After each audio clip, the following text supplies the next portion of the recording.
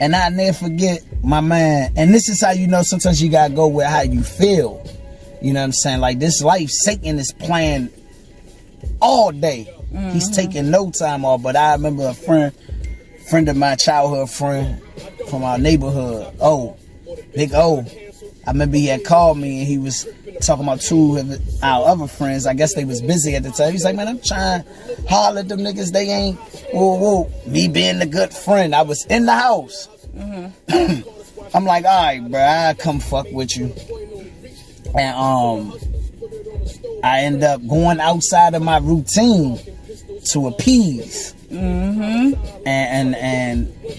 we went around the way, our neighborhood we grew up in, and it was just us around, like nobody wasn't really outside for real. And we had pulled up by the pool. We was about to get out, go to the park in our neighborhood, hit a little J, but I got a little bit of weed on me. The police come. I hurry up and get out the car. I'm damn near at the basketball court. My man didn't really react fast enough because it was caught off guard. And he a stand-up dude. He was caught off guard. And they caught him. But my little bit of bullshit weed was in the car. Being honorable, I had to go back and let them brace me. But I'm on probation. And I haven't even been home a whole year yet. And I'm just so embarrassed to tell career, woo.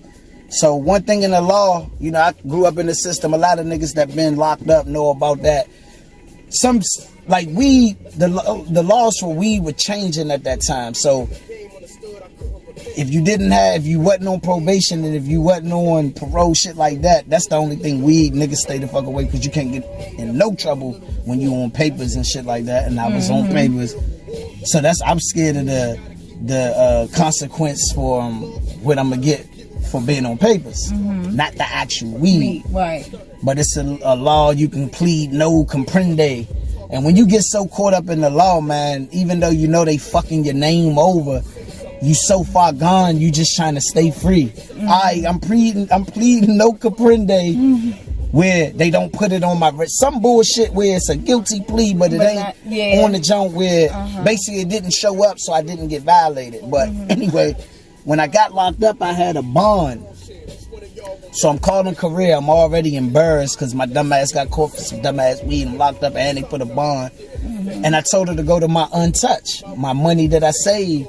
Right. And she was counting. And it wasn't enough for the bond. And she said, hold on, let me count my untouched. So she had count her bread. And she was like, yeah, we good, boo. We got enough. Naturally. And I'm young at this time, but when I heard her say, we good. Yeah. The we in it. I feel like in that moment, the feeling I got from it, a level of just me as a growing man. Because growing up, man, I ain't know nothing about that. We were living like bachelors. You know what I mean? People always quick to judge. It's hot.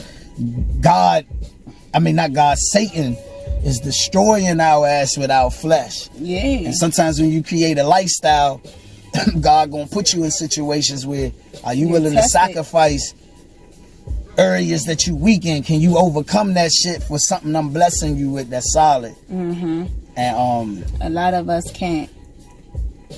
I feel like that was a level of maturity for me as a man dealing with a woman. I felt that. Who was really with you. You know what I'm saying? I felt that right there. You know what I'm saying? A little bit of the doubt. And we all got doubt. When I came home, I had to grow to... People always hear me talk about career. I'm only giving tribute. I'm not about to jump off the bridge and kill myself. I got too much God in me to do some shit like that. You know what I mean? But I love her a lot. And it got more to do, it ain't got shit to do with, oh, that was my girl. No, she was a great person.